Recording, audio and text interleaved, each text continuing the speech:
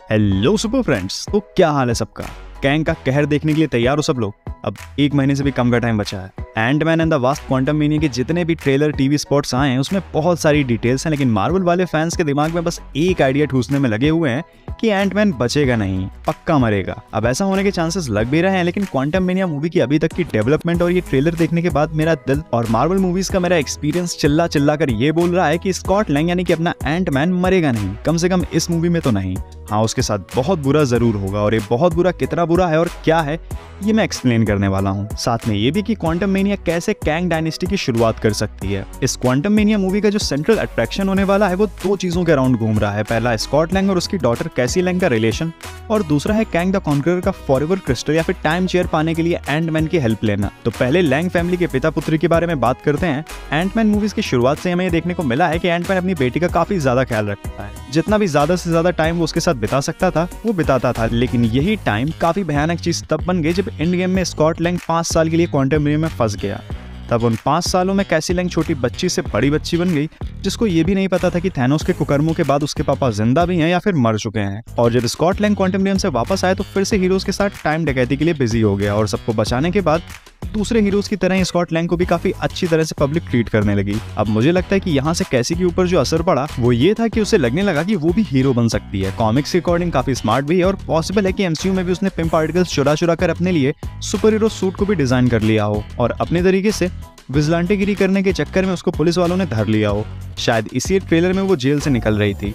अब एंटमैन का point of view यहाँ पर ये हो सकता है कि हीरोगिरी करना जितना मजेदार लगता है उतना ही ज्यादा डेंजरस भी है। उसके सामने ही कितने हीरोज की जान चली गई, तो वो नहीं चाहेगा कि कैसी भी इस चक्कर में पड़े, बल्कि बड़े बड़े देश का नाम रोशन करे। अब यही डिफरेंस ऑफ थॉट्स बाप बेटे के बीच कॉन्फ्लिक्ट की वजह बनेंगे। और जब कैसी के डिवाइस के सिग्नल को कैंग पकड़कर पूरे परिवार को क्वांटममेनिया में घुसेड़ लेगा, और स्कॉट लैंग की कुंडली जानते हुए वो उसको टाइम ऑफर करेगा, जहां से स्कॉट कैसी की लाइफ में उसके साथ होकर उसे जेल जाने जैसी चीजों से बचा सकता था, तो एंटमैन को तो हाँ बोलना ही था। अब एंटमैन का अपनी बेटी के साथ टाइम बिताने के बदले पूरे मल्टीवर्स को खतरे में डाल देना फैंस को कुछ पसंद नहीं आया, लेकिन यहाँ पर एंटमैन के फेवर में एक पॉइंट ये हो सकता है कि कैंग ने उसकी पूरी फैमिली को पकड़कर मारने की धमकी दी हो, प्लस ये टाइम वाला ऑफर दिया हो, और बदले में सिर्फ एक डिवाइस मांगा हो जिससे वो इस क्वांटममेनियम से बाहर निकल सके। तो एंटमैन को काफी बड़ी चीज नहीं लगी होगी। अब इसी के साथ अपना दूसरा पॉइंट आता है कि कैंग को चाहिए क्या।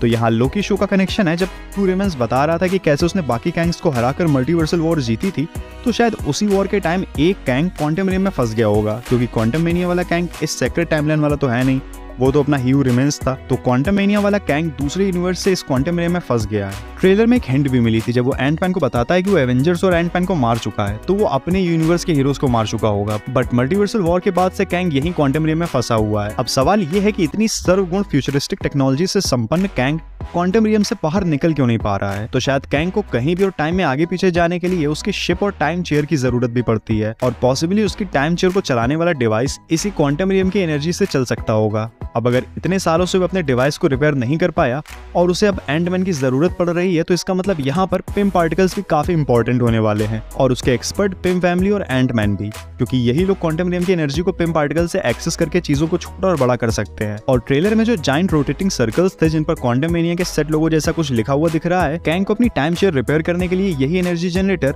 श्रिंक कुकर चाहिए होगा। तभी शायद एंटमैन दूसरे एंटमैन वेरिएंट्स का टावर बनाकर उसकी तरफ शूट करता हुआ ट्रेलर में दिखा था। अब एक सवाल यहाँ पर यह भी है कि क्वांटममेनियम एक्सपर्ट तो जेनेट और हैंक पिम भी हैं, तो कैंग ने एंटमैन से ही क्यों हेल्प मांगी। तो यहाँ पर एक और बैक स्टोरी हो सकती है कि जेनेट वैन डाइन जब क्वांटममेनियम में फंसी हुई थी तो उसे कैंग के इरादों की असलियत पता चल गई हो, और इसीलिए उसने क्वांटममेनियम के क्रांतिकारियों को ज्वाइन कर लिया हो, जो लोग कैंग के अत्याचार से परेशान होकर अपना अलग फ्रीडम फाइटर वाला ग्रुप बना चुके होंगे।